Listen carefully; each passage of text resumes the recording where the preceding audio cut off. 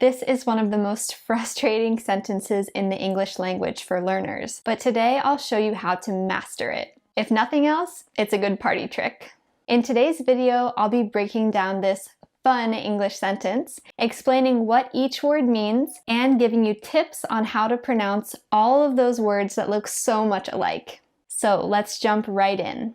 English can be weird. It can be understood through tough, thorough thought, though. First of all, what does the sentence mean? Basically, you could translate it to, English can be weird, but you can understand it if you think long and hard about it. If you look at the spelling, you'll notice that there's that same combination of 4 little letters in all of these words. O-U-G-H. But they make 4 totally different sounds. And triple whammy, this sentence also features both different TH sounds and some silent letters. English pronunciation might be the bane of your existence right now, and I would not blame you. But stick with me. I'm going to walk you through it. One interesting thing about this sentence is that your mouth opens wider as you go. So we start with the most closed sound of the 4 and make our way to the most open, which you can see on our vowel chart right here. Picture this as your mouth, and this is where each sound comes from. Through, tough, thorough, thought. Ooh, oh, ah. So let's start with the first word, through. Through.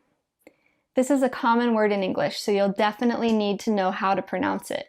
Luckily, it's also sometimes written T-H-R-U, like in drive-through, where you can get food without leaving your car. This is a much more intuitive spelling. As you might know, creating a mental image is a great memory trick.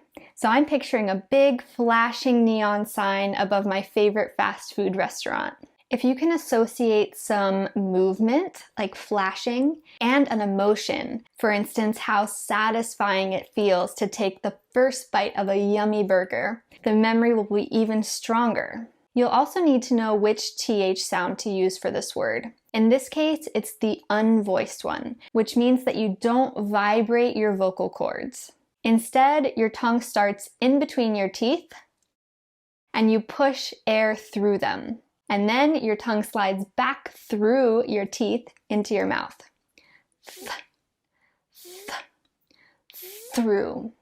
Go ahead and try that. The next 2 words, tough, and thorough, are much less common in everyday vocabulary than the other 3, so I won't go into too much detail about them. But if you're an advanced learner, feel free to work on these words. Try to come up with your own memory tricks like the ones I just explained. Next, thought. Thought. This is a noun, the act of thinking, but it's also the irregular past tense conjugation of the verb think. You'll probably use this one quite a bit, so it's definitely worth learning.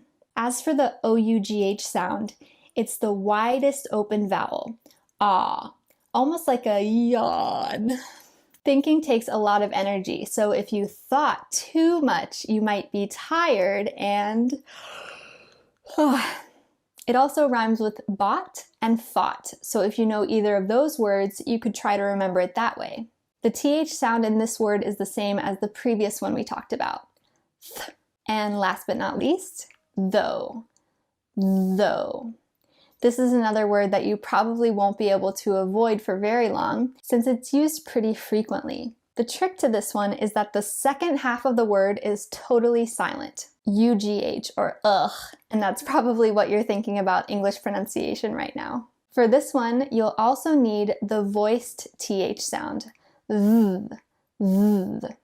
So start in the same position as the last one, with your tongue in between your teeth, but instead of pushing air through your teeth, you're going to vibrate.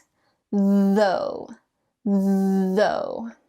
Now it's time to put it all together. It may take some practice, but breaking the sentence down into parts can make it easier. First, work on mastering each individual word. Then start with 2-word combinations. Through, tough. Through, tough. Repeat that until you've got it down, and then add the next word. Through, tough, thorough, and so on.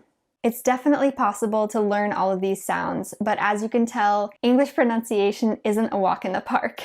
You can always use a pronunciation dictionary or the International Phonetic Alphabet to help you out. Take care, and I'll see you next time!